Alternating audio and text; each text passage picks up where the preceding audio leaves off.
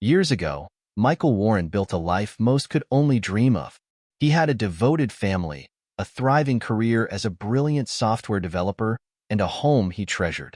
His groundbreaking work on artificial intelligence and top-level security systems earned him respect and recognition in his field, along with a sense of fulfillment. But beneath the surface, unseen forces were slowly conspiring to unravel everything he had achieved. Michael's downfall began when he uncovered a devastating truth. His wife, Sarah, had become entangled with a crooked sheriff, Greg Tanner. This affair would eventually lead to Michael being framed for crimes he didn't commit, landing him in prison. During the years of his wrongful incarceration, Michael had plenty of time to reflect on the life he lost. Abandoned by those he loved and consumed by the injustice he endured, he swore that once he got out, he would reclaim everything that was stolen from him. When his release day finally came, Michael stood motionless in front of the prison gates. His once familiar family, his ex-wife Sarah, their estranged daughter Lily, her grandparents, and his brother, stood in the distance, waiting. The sight of them no longer stirred any emotion in him. He coolly requested an alternate exit from the guard, wanting to avoid a reunion with those who had betrayed him. Puzzled, the guard asked why Michael wasn't eager to see his family. "They aren't my family anymore," Michael said flatly. He wasn't even sure if the restraining order was still in place. The guard, who had found Michael cooperative during his time inside, led him through a winding path of corridors and out a side exit.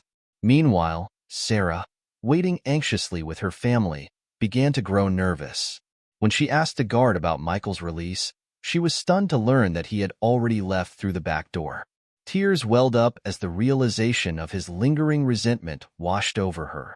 As Michael walked swiftly to the bus station, memories of the past 6 years weighed heavily on his mind. He once had it all, a life with Sarah and their daughter Lily, a 40-year-old software engineer who designed cutting-edge AI systems and innovative security solutions. He had even developed backup servers powered by solar energy. His home, situated in a quiet cul-de-sac near a nature reserve, was a symbol of his success. Despite his average appearance, 5 feet 11 inches, 180 pounds, with sandy brown hair and sharp green eyes, his intelligence and quiet charm made him well-liked by those who knew him.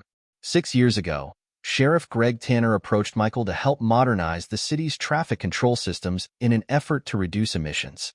Tanner was soon a frequent guest in their home, often joining Sarah and Michael for dinner to discuss the project. It wasn't long before Tanner became infatuated with Sarah. 6 months later, the affair began.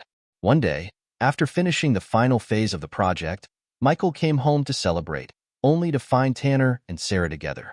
Shocked and betrayed, Michael demanded answers.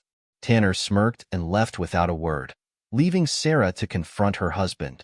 Coldly, she told Michael the affair would continue and threatened to take everything, including custody of Lily, if he dared file for divorce.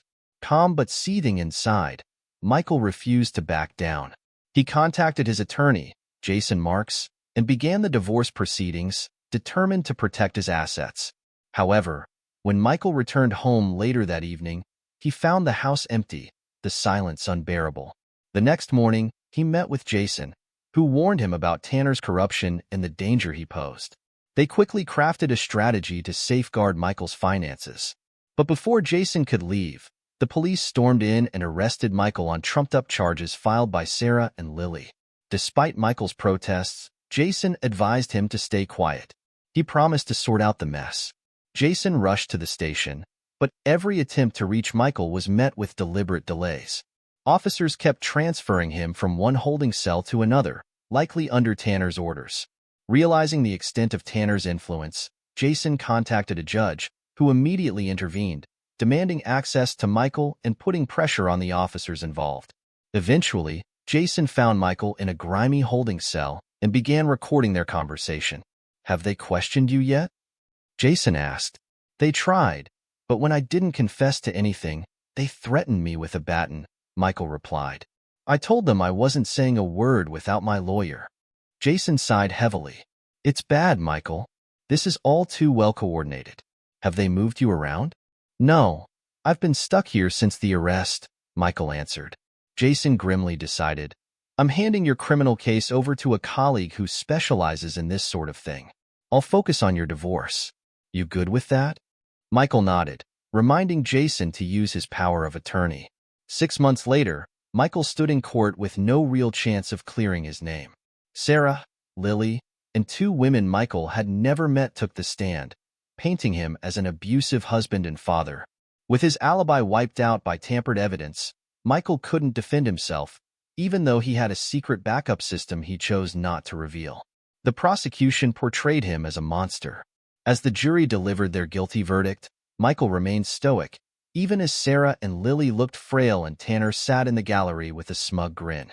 Back in his cell, Michael received a final blow, an envelope containing divorce papers and documents for Lily's adoption by Tanner. With a heavy heart, Michael signed them, surrendering to the inevitable. Sarah's demands were harsh. The house, half their savings, $6,000 a month for 5 years, and a trust fund for Lily. Jason reviewed the terms with Michael, who instructed him to fight for one thing: his home. The house was Michael's long before he got married, so he instructed Jason to propose a settlement. A lump sum of $1 million, $300,000 for support, and $700,000 from savings, if Sarah agreed to drop all the other demands.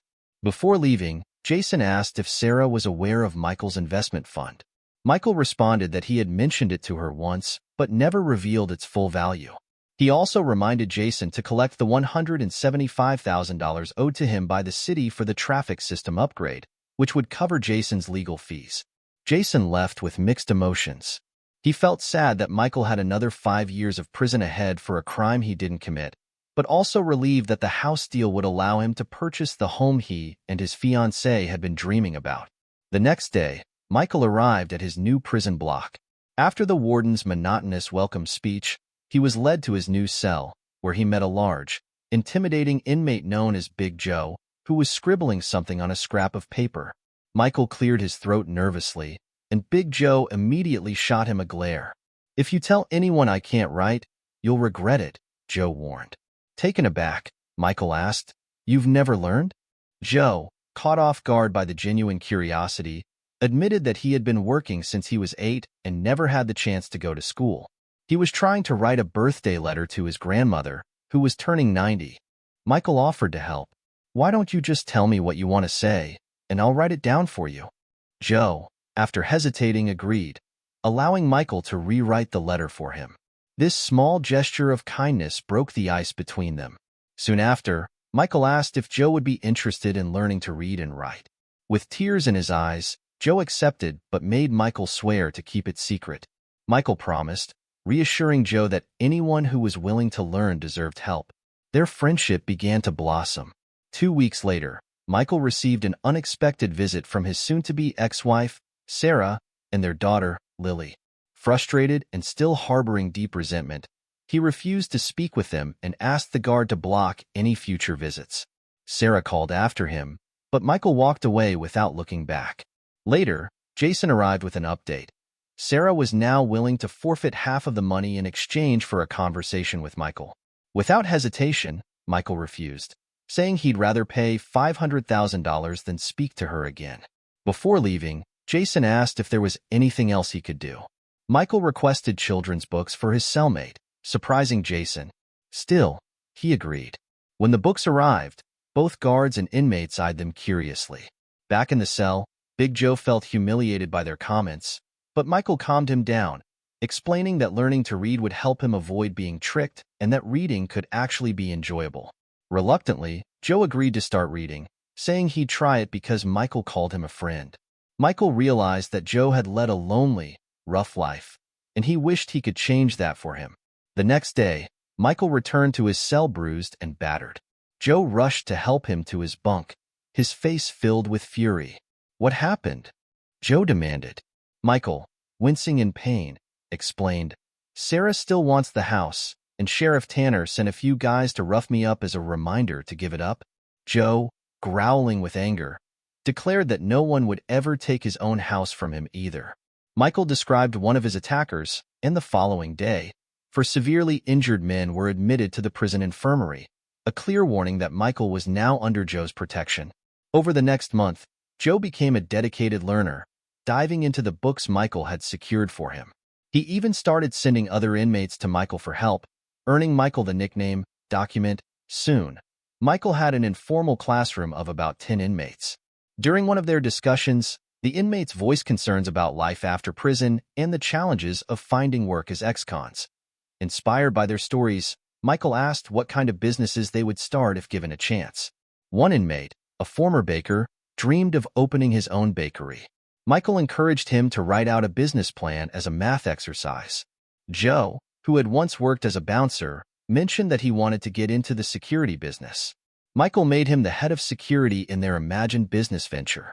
During Jason's monthly visit, Michael shared his idea of creating a fund to help ex-convicts start small businesses after their release.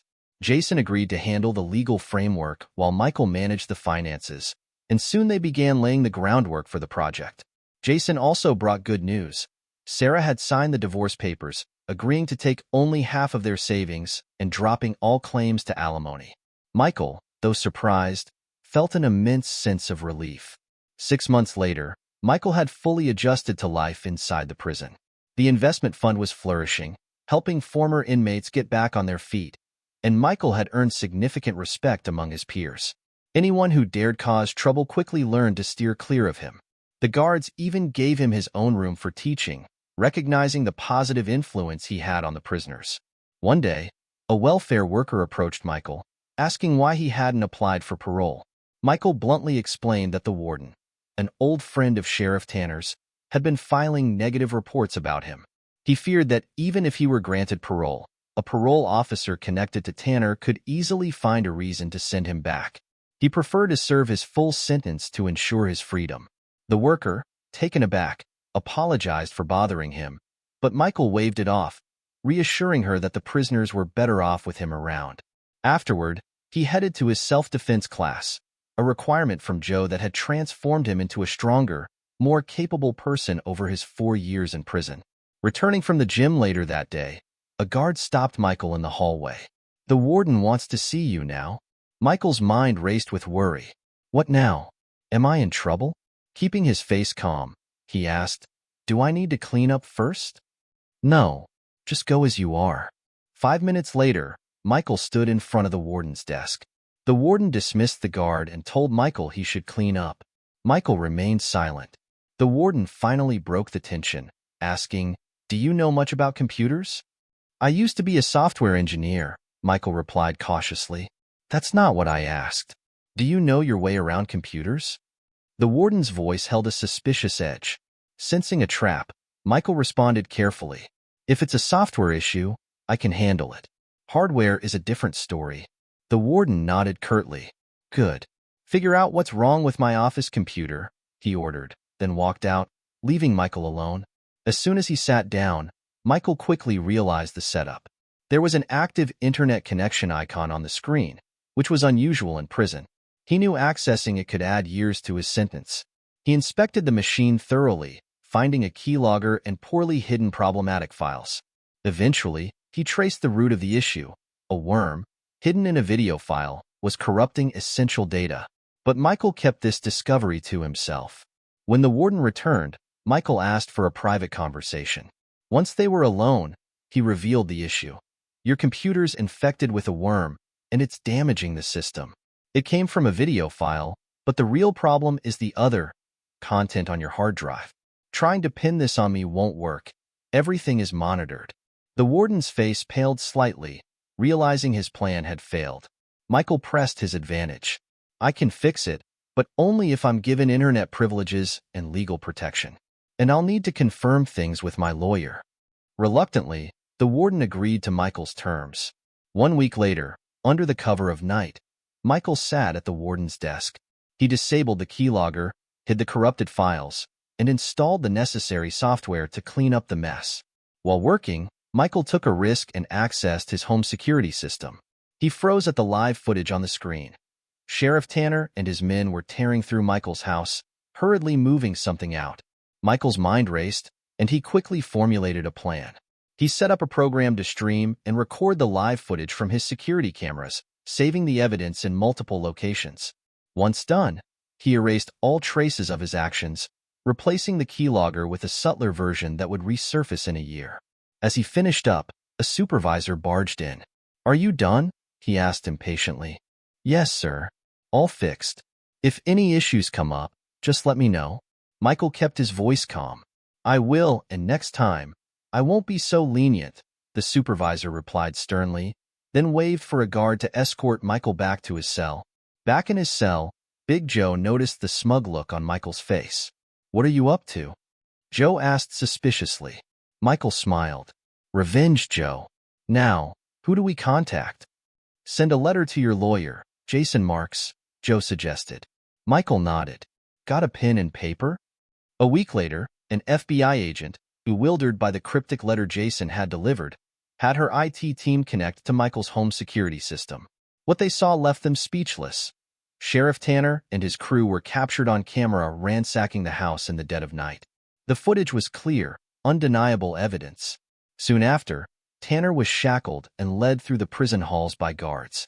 Spotting Michael, Tanner spat out a series of threats, but Michael only laughed, enraging the sheriff further. Joe, watching nearby, shot Tanner a menacing glare. Later, Michael met with an FBI agent who thanked him for his help in exposing Tanner's corruption, hinting at a potential reward for his cooperation. Michael, pleased with the outcome, dodged any questions about how he had accessed the security system, still harboring thoughts of vengeance against the warden. That night, Tanner awoke in his prison cell, tied to his bed. A deep, threatening voice whispered into his ear, warning him to never lay a hand on Michael or his family again. The voice promised swift retaliation if Tanner didn't comply. Terrified, Tanner agreed, knowing the threat was real. Shortly after that, Michael was quietly released from prison. He took a bus to a parking garage where an old friend, grateful for Michael's help years ago, met him with a used truck. The man insisted on giving Michael the vehicle at a steep discount, refusing full payment. Michael grinned and accepted the deal, saying, "We'll work it out over a cup of coffee someday." After getting the paperwork in order and familiarizing himself with the truck, Michael drove to visit his close friend Ben later that afternoon.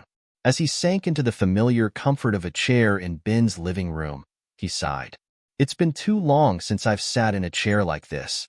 Ben's wife, Kate, noticed how much Michael had changed. His face was lined with fatigue, his eyes were heavy with sadness, and his beard, now fully grown, hid much of his expression. Yet, despite everything, he was still the same gentleman she had always known. Michael had even brought flowers, remembering Kate's wedding day, though he hadn't been able to attend. She smiled warmly, telling him that Ben would be home soon with his favorite Indonesian food. When Ben arrived, he spotted the truck outside and made a light-hearted joke about it before the two friends embraced. "It's good to have you back," Ben said, his voice thick with emotion. "Take your time, Michael," Kate reassured him. "You've been through a lot." Michael smiled faintly, shaking off the dark cloud that had followed him. "It's good to be home," he said quietly. As they settled in for dinner, Ben asked what Michael wanted to drink. "Just sparkling water," Michael said with a chuckle. "I haven't touched alcohol in over 5 years, and I plan to keep it that way." Kate served dinner and then raised her glass. "Tonight, we celebrate. Tomorrow, you can start facing your battles again. Deal?" Both men agreed, and they spent the evening laughing and reminiscing. As the night wound down, Ben mentioned that they had prepared the guest room for Michael, but he hesitated, offering to stay at a hotel instead. "Nonsense," Kate said firmly. "You're staying here, and tomorrow, we'll go with you to check on your house." After a moment, Michael finally agreed, thanking them. Michael was utterly exhausted. Kate, seeing his weariness, reminded him, "We're your friends, remember? You helped us pay for this house with the traffic project, so just rest up. We care about you." Despite the warmth and comfort of their home, Michael found it hard to sleep. The bed felt too soft, the quiet unsettling compared to the constant noise of prison. Eventually, he drifted into a restless sleep. The next morning, Laura Walsh watched through her window as 2 cars pulled up at the abandoned house across the street. A man and a woman, clearly close, stepped out of one, and from the blue truck, a thin, bearded man emerged, his face lined with pain. Using binoculars left behind by an FBI team, Laura observed them enter the house after the bearded man retrieved a crowbar from his truck. Michael walked through what remained of his former home. What had once been a sanctuary was now in ruins. The furniture was smashed, the kitchen was filthy, and the whole place was in worse shape than any prison cell. Electrical wires were hanging, the ceiling was ripped apart, and everything of value had been stolen. He wondered how he could ever make this place livable again. After surveying the damage, he returned to his truck, grabbed his camping gear, and began setting up a temporary space inside what was left of the house, preparing for the long night ahead. Later, Laura returned home with her 10-year-old son, Tim. As she parked, she noticed Michael speaking with Kate. At that moment, the weight of everything finally crashed down on Michael. The damage, the neglect, and the wreckage of his past life became too much to bear. He tried to set up a makeshift bed and kitchen in the least damaged room. But when Kate gently asked, "Michael, are you sure staying here is a good idea? You seem on edge. Why don't you come back with us?" It broke him. Michael collapsed into a chair, sobbing, his body trembling with grief and frustration. Ben rushed to his side, wrapping an arm around him. "It's okay, Michael. We're here for you.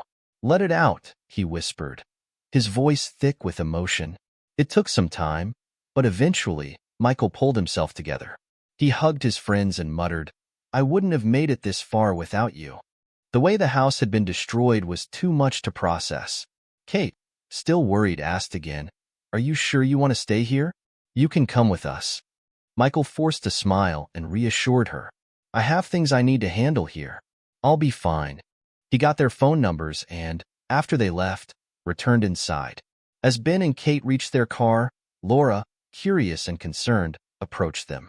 "Sorry to bother you, but I'm worried about my safety and my son's. Is your friend okay?"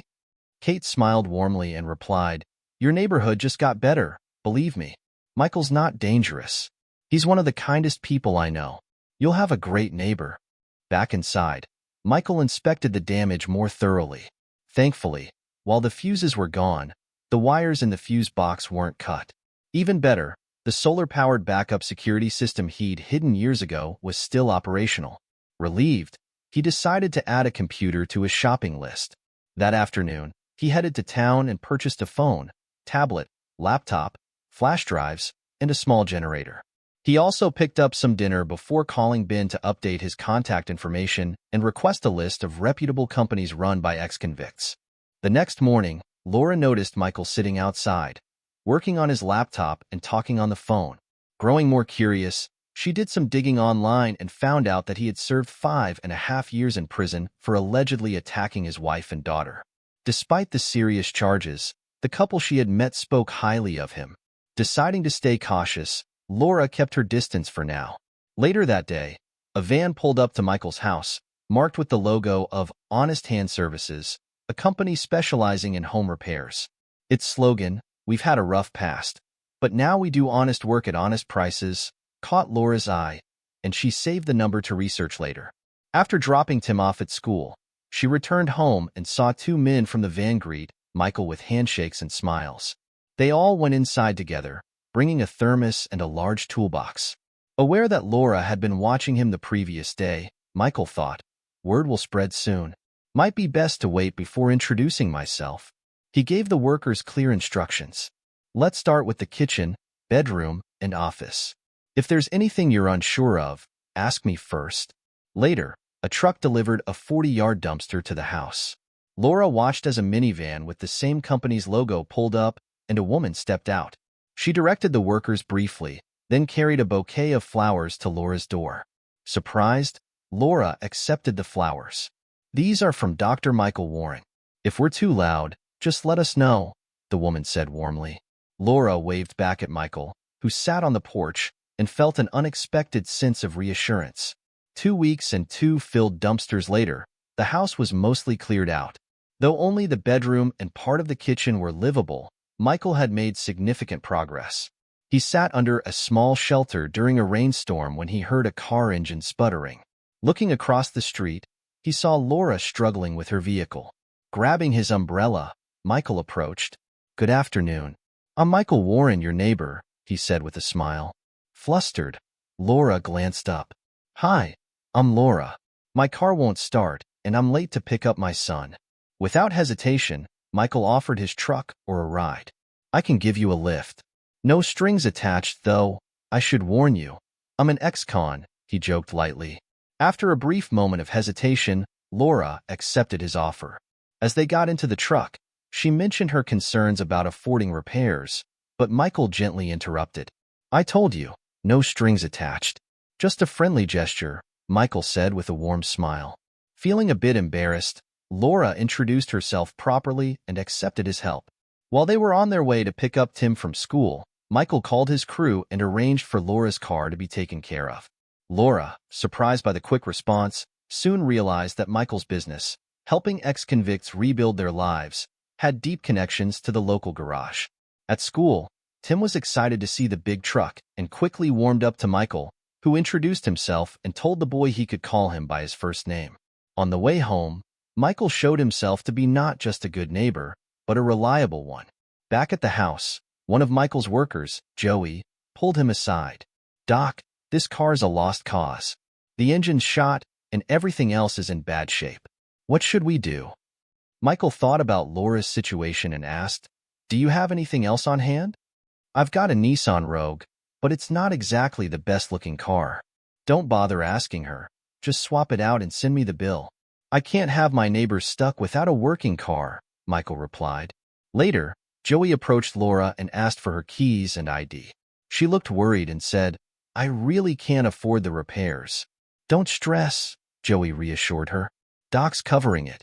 We'll have a replacement for you tonight.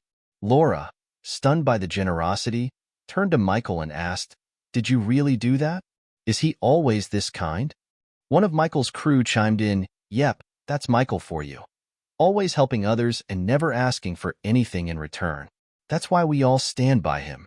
And trust me, I don't believe a word of what they say he did to his ex.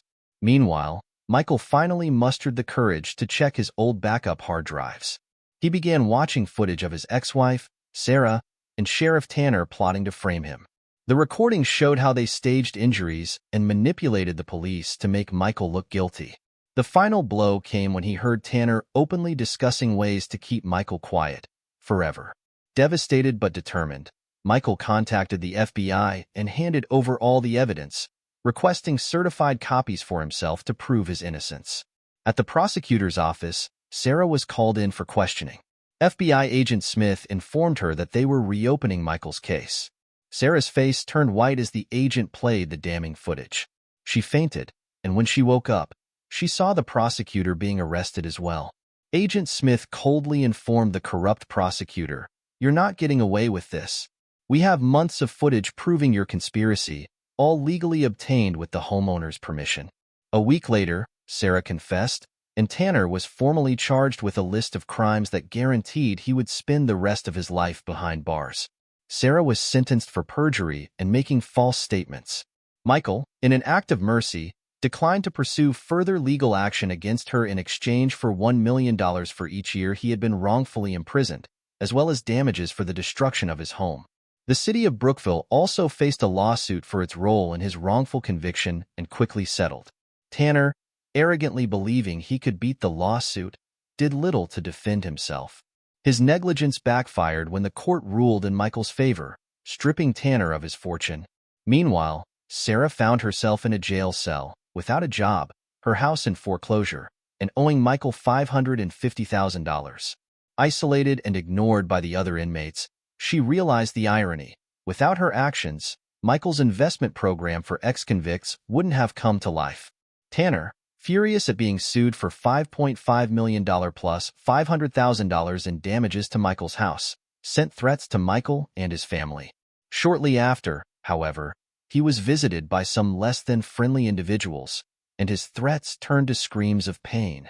A year after his release, Michael had completely renovated his home and discreetly purchased every house on his cul-de-sac.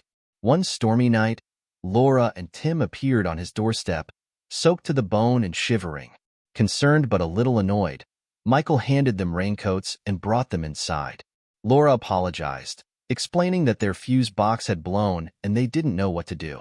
Michael quickly calmed her down, promising to have it fixed the next day, and insisted they stay the night. He prepared a guest room for them, found some spare clothes, and sent them off for warm showers. As he settled into his study, Laura thanked him and cautiously asked, "Why did your ex leave you, if you don't mind me asking?" Michael, now more at ease, explained the whole story. How his hidden security systems eventually exposed Tanner's corruption and cleared his name. Laura, hearing the depth of his ordeal, thanked him again and went to bed, knowing tomorrow would be busy. The next morning, a contractor arrived to inspect Laura's house. K2, one of Michael's trusted friends and workers, came along. Michael introduced him to Laura, who was taken aback by K2's sheer size, but his handshake was gentle. Even Tim got in on the greeting, and K2 joked, "Careful, Tim. You're stronger than you look." The light-hearted moment helped break the ice, and they all went for coffee. Over coffee, K2 leaned in and whispered to Laura, "Just a heads up, don't drink Michael's coffee unless you've got water nearby. That stuff's lethal." Laura giggled and nodded in agreement, finding herself unexpectedly comfortable around Michael's circle. Later that day, the contractor came back with bad news. Laura's house was nearly uninhabitable due to years of neglect. Overwhelmed, Laura broke down in tears. But Michael quickly took charge, instructing K2 to install a lock on one of his bedroom doors and give Laura the key, offering her and Tim a safe space. When Laura mentioned her ex owned the property and wouldn't sell it, Michael told K2 to have the property thoroughly inspected before making an offer. As they talked about work, Laura revealed that she was stuck in a low-paying job, struggling to find better opportunities due to her ex's interference. Realizing how much she needed help, Michael offered her a job as his secretary, managing his workload and helping run the investment program. He even suggested setting up a space for Tim to do his homework so Laura could work from his home or hers once it was renovated. Touched by his generosity, Laura hesitated, worried about references and caring for her son. Michael reassured her, saying, "I'll help with Tim's homework if I have to. You won't be in this alone." Michael emphasized that working together would benefit both of them, and Laura, moved by his kindness and generosity, accepted the job offer. She gave him a quick hug, feeling grateful for the opportunity. Timothy, meanwhile, found an old robot Michael had built years ago as a hobby. Overjoyed, he asked Michael for help setting it up, and soon the robot was rolling around the driveway, with Timothy's laughter echoing through the yard. Later, Laura resigned from her old job. Her employer tried to keep her by offering a raise, but Laura was unfazed. Michael had already offered her $4,000 a month, free rent, and most importantly, his appreciation. She gladly accepted her new role. 2 weeks later, Laura was astonished by how quickly Michael's ex-con crew had transformed her house, which was now rent-free thanks to some clever negotiations by Joey. While moving her belongings back in, she realized she had grown attached to Michael. Their daily routines now included an hour of cardio, a fitness habit Michael had picked up in prison. At first, Laura struggled, but over time, she began noticing improvements in her strength and energy, finding the workouts both challenging and rewarding. One evening, Tim excitedly told Laura that he had a new math teacher, but Laura, distracted by her growing feelings for Michael, only half listened. As she was about to head back inside, she noticed an unfamiliar car parked in the driveway. Curiosity got the better of her, so she approached and knocked on the window. Inside the car sat Lily Warren, Michael's estranged daughter. After her mother had been jailed for perjury, Lily had dropped out of her artificial intelligence studies and started working as a teacher. Hearing about Tim building a robot with her father had sparked feelings of jealousy, leading her to track down Tim's address. Now, sitting outside her father's home after 6 long years apart, Lily was lost in thought, her emotions swirling. When Laura knocked, Lily snapped out of her trance. Concerned, Laura invited her inside. Tim immediately recognized her as Miss Lily, his new math teacher. Laura introduced herself, and Lily revealed that she was Michael's daughter, though they hadn't spoken in years. Realizing the significance of the moment, Laura insisted that Lily stay the night, sensing she wasn't in a good state to drive. Later, Lily shared more of her story with Laura. She explained how she had refused to be adopted by Sheriff Tanner and had severed ties with her mother after discovering the truth about what they had done to her father. Surprised and touched by the confession, Laura suggested they find a way to reconnect Lily with Michael. She mentioned that Michael still kept a photo of Lily in his desk, which moved Lily deeply. Sensing Laura's feelings for Michael, Lily gently asked, "Do you love him?" Laura, caught off guard, admitted that she did, but she wasn't sure if he felt the same. Lily smiled and reassured her. "Dad's always been shy, especially when it comes to people he cares about. But I've seen the little things, flowers, small gifts. Those are his way of showing he's interested." Lily encouraged Laura to take a chance, asking her to look after Michael. Though she couldn't give her father back the years he had lost, Lily expressed her hope that Laura could help bring some happiness into his life. As Lily spoke, her eyes brimmed with tears, and Laura felt the weight of the emotional night. Now understanding more about Michael, Laura spent the night trying to figure out how to break through his emotional defenses. After mulling over various plans, she decided on a simple one. She'd be more direct and see where it led. The next morning, Laura joined Michael in the gym as usual, but this time she wore a form-fitting top instead of her usual loose t-shirt, subtly showing off her figure. Michael, surprised by her appearance, noticed how much she had toned up over the weeks. Midway through their workout, Laura decided to test Lily's advice. "Can I take the day off?" Laura asked, half seriously. "I need a break, and maybe to buy some new clothes." Michael, without hesitation, offered to join her on the shopping trip. That was exactly what Laura wanted. She pretended to hesitate, but quickly agreed, saying she'd appreciate his help in picking out outfits. Michael, slightly concerned, asked if she was sure, but she reassured him, laughing. "You're my friend and my boss. Besides, I trust your taste." "All right, but just for today, let's not talk about work," Michael joked, flipping their roles. "You're the boss." Later that morning, after dropping Tim off at school, they headed to the mall. Laura encouraged Michael to update his own wardrobe, suggesting it was time to shed the ex-con look. The day was fun and lighthearted, and as Laura found a dress she liked but decided against it because of the cost, Michael quietly arranged for it to be purchased along with her favorite perfume. They shared lunch afterward, playfully arguing over the bill, which Michael insisted on covering. Laura didn't notice the extra bag with the dress and perfume until she unpacked at home later that evening. Seeing the thoughtful gift, she realized that maybe she truly had a chance with him. The next day, she wore a flattering top to the gym again, hoping to catch Michael's attention, but by the third day, feeling frustrated and vulnerable, she ended her workout in tears. Michael, concerned, immediately asked what was wrong. "I have a problem with a man," Laura admitted, her voice trembling. "I love him, but no matter what I do, he's not responding to me." Michael, visibly affected, fumbled through some advice, telling her any man would be a fool to ignore her. After an awkward pause, Laura took a deep breath and asked bluntly, "Michael, are you going to make love to me here, or in your room?" Stunned, Michael stammered, "Wait, you mean now?" When Laura confirmed her feelings, Michael's defenses finally crumbled. Michael finally confessed his love, admitting he'd been holding back because he was her employer.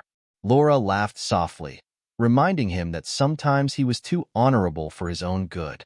They quickly decided to head to the bedroom, where, after a long nap, Laura gently reminded Michael that it was time to pick up Tim. Michael showered and headed off to get Tim from school. At school, Laura met Lily, who smirked knowingly and said, "Looks like you finally got your man." Laura laughed and thanked her, saying, "You were absolutely right." 6 weeks later, during one of their morning workouts, Michael noticed that Laura seemed unusually tired. She turned down her usual coffee, opting for tea instead. When someone passed by with a cheddar sandwich, she quickly rushed to the bathroom. Michael's concern grew. When Laura returned, looking pale but trying to act normal, Michael decided to take the day off under the pretense of a client meeting. As soon as Laura went inside, Michael drove to the mall to visit a jeweler. The next morning, feeling a bit better, Laura skipped their workout, blaming it on a lingering virus. When she arrived at her office, she was surprised to find 2 small boxes on her desk. Opening the first one, she found an antique pocket watch with a note that read, "Time flies, and life is too short to waste." The employer wonders if his PA will let him propose. Laura's heart swelled with warmth. In the second box, she discovered 3 pregnancy tests, all positive. Overwhelmed with emotion, she stood in shock until she heard a quiet cough from the doorway. Michael stood there, smiling sheepishly. Laura blushed deeply and replied, "Yes, my employer is definitely allowed to propose." Michael stepped forward, took her hand, and led her outside. With a playful but loud voice, he asked, "Laura Winstead, will you marry me?" Laura laughed, her heart full. "Yes, you idiot," she replied, seeing a small crowd gathering. As Michael slipped the ring onto her finger, cheers erupted around them. Tim brought out a bottle of champagne, and Michael grinned, saying, "I knew she'd say yes." After the celebration, Michael and Laura returned to his house, emotionally drained but content. As they sat quietly together, Michael asked, "So, where do you want to live? Here in this old place, or should we build something new? And what about your old house?" Laura smiled thoughtfully. "I love this house. If I can help with the renovations, I'd like to stay. As for my old house, it's yours now. You decide. If you want to sell it, I'll buy it from you." Michael grinned at the possibilities. "I'll think about it. Maybe I have someone in mind." The next day, after picking up Tim, Michael and Laura started discussing house renovations. Michael had big ideas, adding a pool, a balcony off the bedroom, and even a small cabin for Tim, connected to the main house. Later that evening, Laura nervously brought up a candidate for her old house. She asked Michael to hear her out before reacting. She explained that Tim's new math teacher, Lily Warren, was in need of a place to live since her current home was facing foreclosure. Michael was stunned, realizing that Lily was his daughter, not Tanner's. His face turned pale with shock as he muttered, "What?" Laura gently took his hand. "You promised to listen." Taking a deep breath, she explained everything she knew. Lily hadn't known the extent of what was happening to him. She thought the makeup artists working with her mother were just helping her with a portfolio. Tanner had falsified her testimony, and every time she tried to see Michael or help him get released, Tanner blocked her. Even the judge was in on the scheme, just to pressure Michael into submission. As Laura spoke, Michael's face turned through a range of emotions: anger, disbelief, and then a deep sadness. Tears welled up in his eyes as he whispered, "Poor Lily. What do we do now?" Laura kissed him gently, bringing him back from the whirlwind of emotions. "We'll figure it out. But don't do anything rash, okay? I don't want you back in jail, especially since I'm pregnant." All 3 tests were positive. She smiled, adding a gentle touch to the tense moment. "We need to focus on Lily now." Michael, overwhelmed, agreed to leave the situation with Lily to Laura. He arranged for the contractor to drive him home while Laura went to pick up Tim and Lily from the school. As they drove, Laura casually mentioned that she had found Lily a place to live. Puzzled, Lily agreed to check it out. When they arrived at Laura's old house, Laura revealed that this would be Lily's new home, as she was moving in with Michael. Lily was shocked but relieved, realizing that she could afford the place and wouldn't have to do anything inappropriate to keep it. Laura then dropped the bigger news, that Michael was her father, they were getting married, and that Lily would soon have a sibling. Lily's face was a mixture of joy, surprise, and nervousness. She hadn't seen her father in almost 7 years, and the flood of emotions overwhelmed her. Laura led Lily to Michael's house, where Tim ran ahead and knocked loudly on the door. Michael opened it, his heart racing with both nerves and excitement. When he saw Lily, his breath caught in his throat. "Lily, you've grown into such a beautiful woman," he whispered, tears of pride and sorrow in his eyes. "Can I give you a hug?" Lily asked, her voice trembling. She rushed into Michael's arms, crying, "Daddy." They held each other tightly for what felt like an eternity, until Laura gently called them inside. Once indoors, Lily took a long, hard look at her father. He had aged more than she expected. His face was lined with deep wrinkles, and he looked leaner and more hardened than before. Sensing the need for privacy, Laura suggested they continue their reunion while she prepared dinner. Overjoyed, Lily hugged Laura and called her Mom, expressing her gratitude. Michael and Lily settled into the living room, where he offered her a soft drink, explaining that he had given up alcohol after his time in prison. Lily nodded, still trying to process everything, and asked, Are you really offering me Laura's house? I can think of a few complications. Michael chuckled and said, I've thought about that. The only potential issue might be the restraining order your mother still has against me. I understand she'll need somewhere to stay once she gets out of jail, and your place has enough room. But listen closely, Lily. This is your home now because you're Laura's tenant, and I won't interfere with your guests. However, your mother is not welcome anywhere near my garden or front door. I'll leave her be if I see her on the street, but she can't come near me. Can you live with that? Lily nodded slowly. Yes, Dad. It's only temporary until she gets back on her feet. Honestly, I don't want her living with me long-term either. Michael raised an eyebrow, but didn't say anything. Lily continued, I have a serious boyfriend, and I need my space. Plus, we haven't exactly gotten along since she got involved with that man. I hope she finds her own place soon. Michael considered this and replied, Is she still working as an accountant?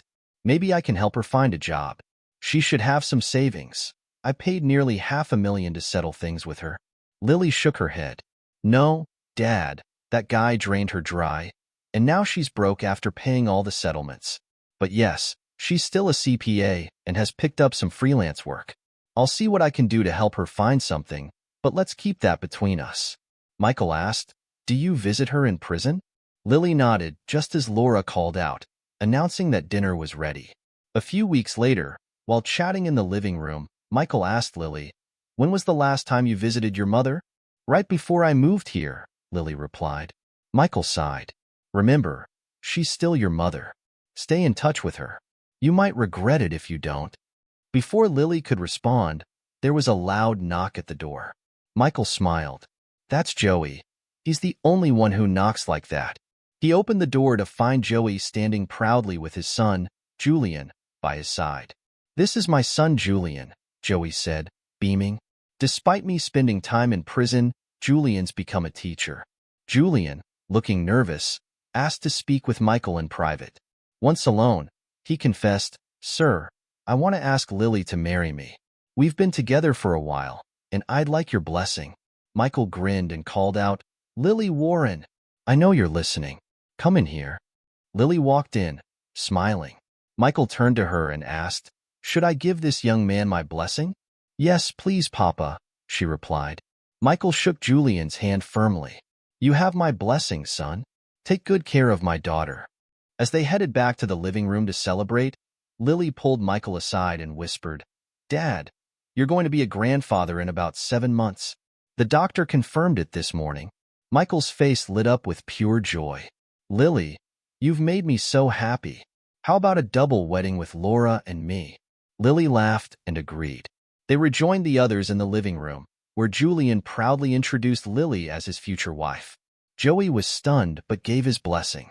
Then Lily dropped another surprise, turning to Julian and saying, You're going to be a dad.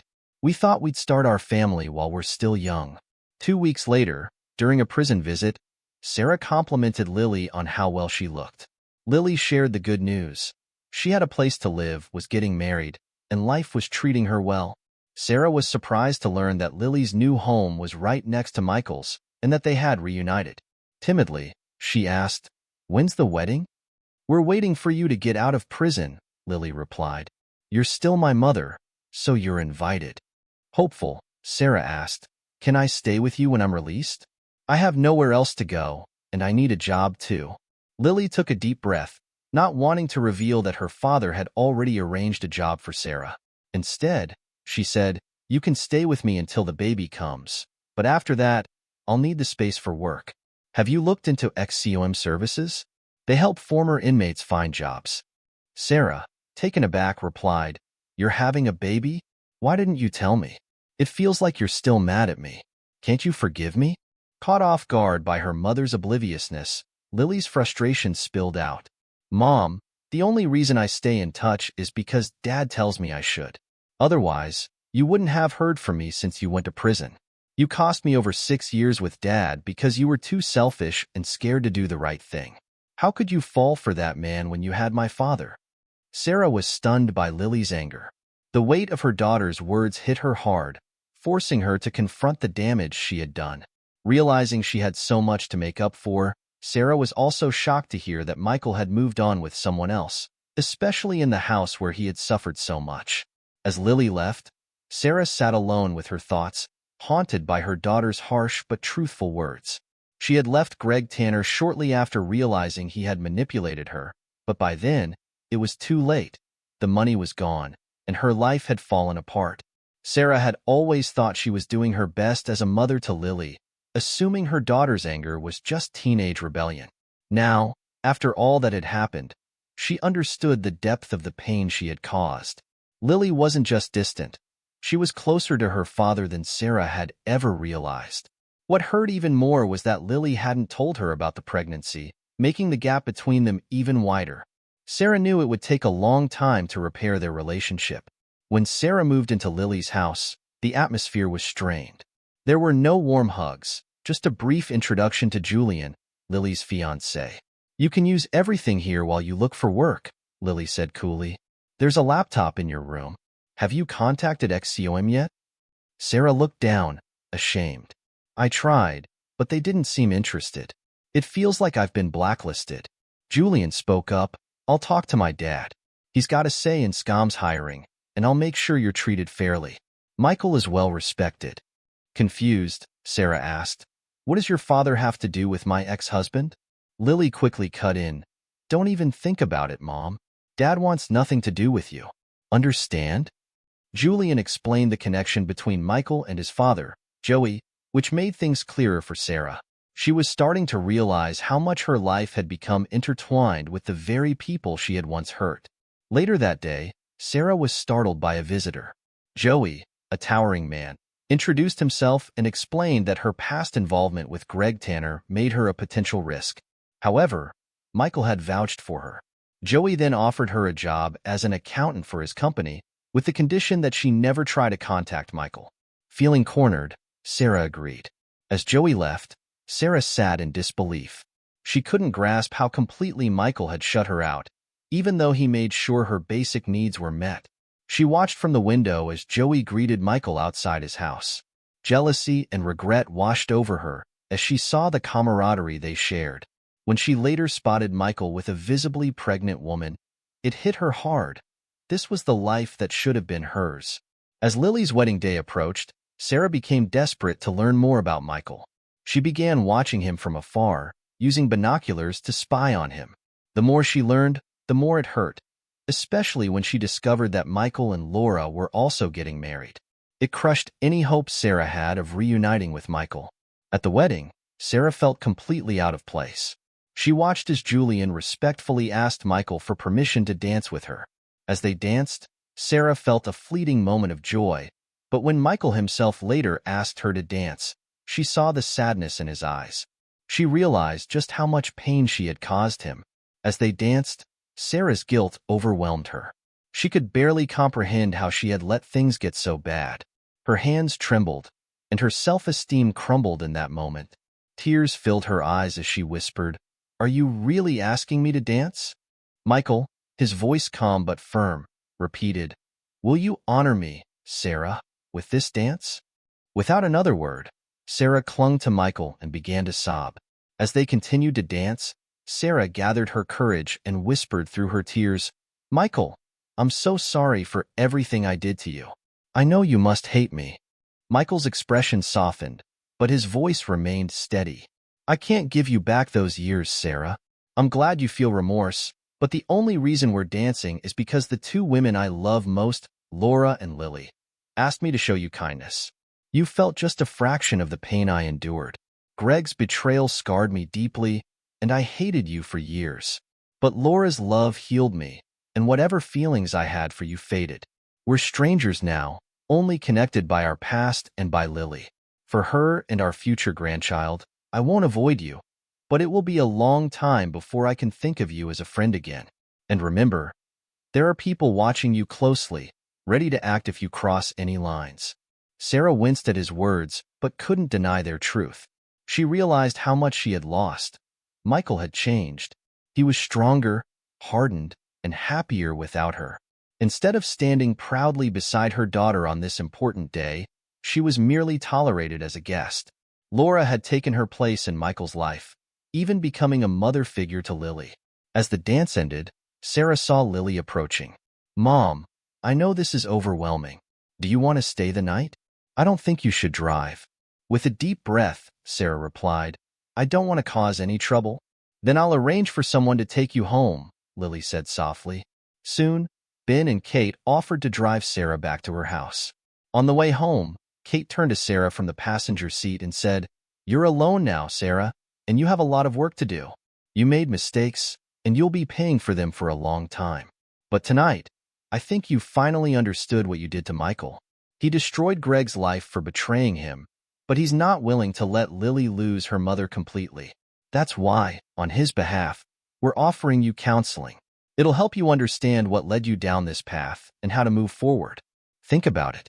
If you agree, let Joey know." When Sarah got home, she walked into the dark, quiet house and collapsed on the sofa. In the darkness, she finally let go, sobbing as the full weight of her emotions hit her. Regret and a profound sense of loss washed over her, and she knew it was all her fault. Michael had been hurt, but he had found happiness again. Now, it was up to her to find a way to do the same.